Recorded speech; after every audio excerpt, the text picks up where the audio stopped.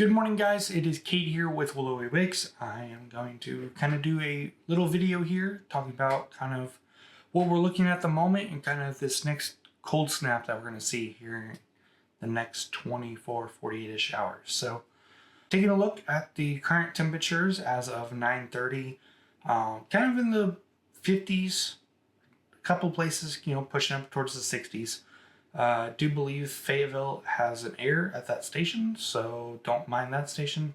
If you take a look at 24-hour precip, there really hasn't been any. Once again, the Fayetteville station is having some issues, and that's kind of throwing things into a loop here. But looking fairly just overall decent across the area this morning. Kind of looking to be around normal, slightly above normal temperatures, so that is a great thing to see. As we kind of have this Saturday before we really get into more fall-like conditions tomorrow. Taking a look, we're going to first kind of look at our potential reflectivity here.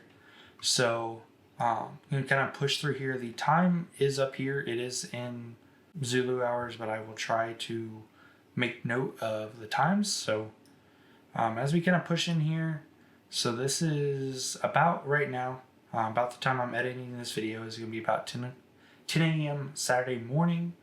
You can kind of see we do have a little bit of some winter weather / rain up in Iowa. Not really a big concern for us at the moment.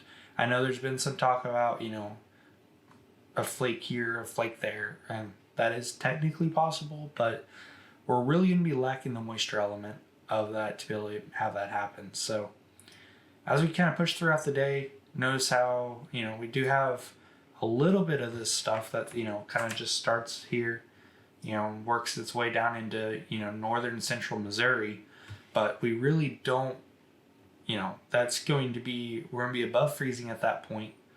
So it's kind of, just scattered showers basically with all that stuff. So as we kind of continue on, we're now pushing 3 o'clock, 4 o'clock, 5 o'clock. And you note this low pressure system that kind of develops here over more of northeast Missouri here.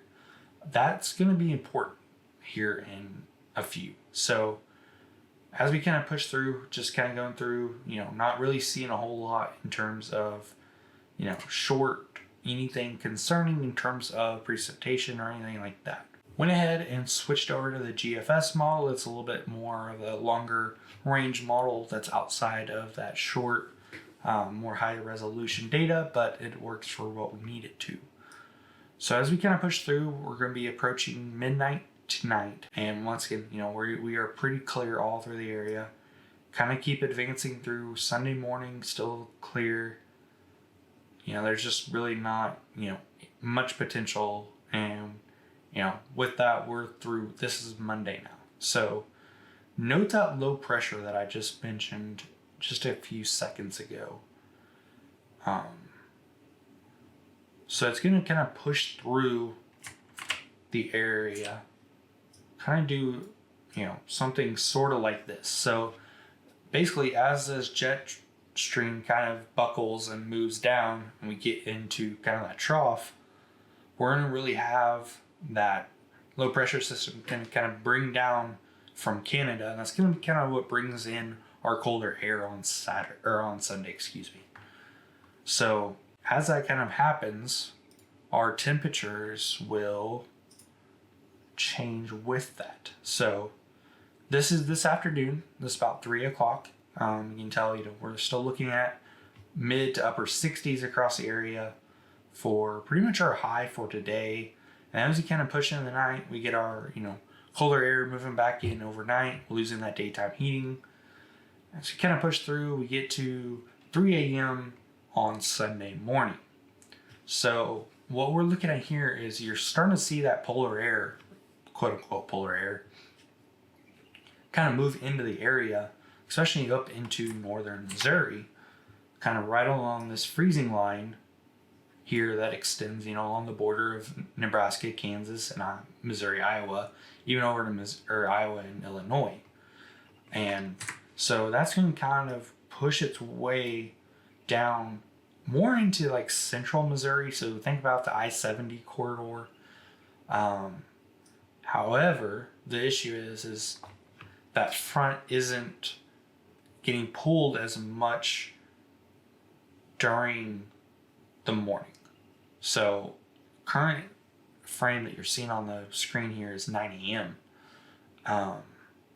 So as that kind of works its way in the area, that daytime heating that we're going to start picking up once the sun rises is really going to start trying to fight it. So, we're looking still going to be kind of relatively chilly Sunday morning.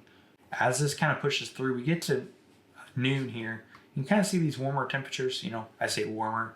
You're talking about, around 40 degrees. And then we kind of push to 3, we push to 6. So between 3 to 6 p.m., there is quite a change. And this is kind of where the cold front starts pushing again.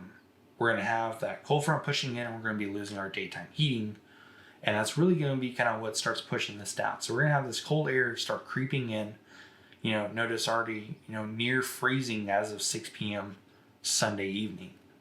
And as we kind of push to 9 o'clock, we're already below, 30 degrees in most areas.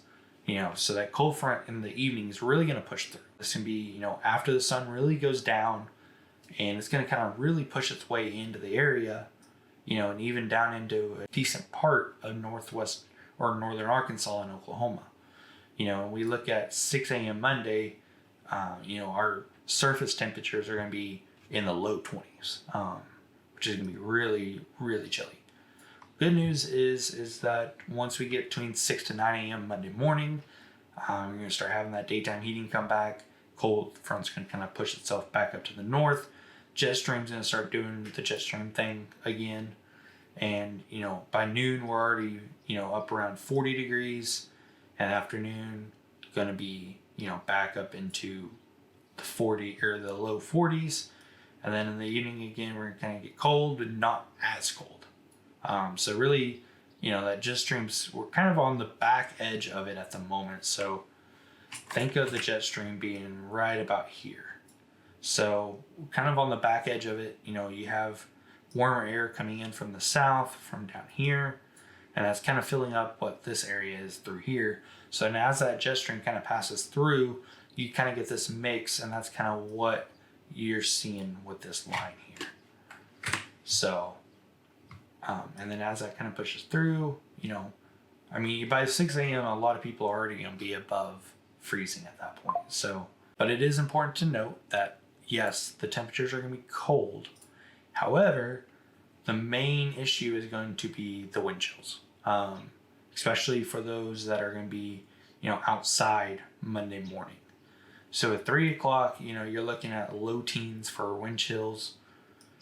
Push to 6, really the same story. You get up towards Springfield, you could even get down to the single digits on wind chills. So if you're going to be outside Monday morning, make sure to button up. It's going to be pretty breezy. That air kind of blowing in, which we can actually take a look at. Wind chill is going to be a major factor. You're seeing kind of this air being pushed in from the north, with those wind barbs here. And that's going to be just making the cold conditions feel even colder. Note how all these barbs down here are, going more, got that southerly inflow going in. So really going to be something to kind of keep an eye out on, especially wind chills. If you have to be outside, just like I said, make sure to bundle up. Try to minimize any exposed skin, especially between 3 to 9 a.m. Monday morning. It's really where the conditions are going to be cold. If you are going to be using extra heat, other stuff like that, make sure to go ahead and test that ahead of time, just to make sure that you don't have any issues with it and there's nothing that really happens. Especially if you're going to be leaving them on overnight, just want to have that extra sense of security that, the heater's going to work right and it's not going to burn down. So just make sure to use, basic knowledge. Try to keep things away from space heaters, and you don't want to overload your system either. So make sure that you're kind of taking that into mind as well. You don't need everything to be extremely warm. You just need things not to freeze. So just make sure to take all this into account. While yes, the cold temperatures are a big issue, you also bring into another social aspect of this that, we're gonna have people that are gonna be using heaters, etc. Especially with this, cold snap of the year. It's kind of our first one, and it's really gonna be bringing in that potential for fires, etc., stuff like that. So I know the previous cold snap that we had, a lot of fire departments were already dealing with structure fires and stuff like that. So just be able to take this weekend, take those precautions. If you need to do things around the house to make it more less susceptible to cold temperatures, do that. Especially today, it's going to be a fairly nice day across the area. Just use that to your ability, and make sure to be safe. That does include staying warm from the temperatures, trying to cover all your exposed skin as much as possible, and in your house as well. Just make sure that, whatever you're doing, you are doing in a safe manner.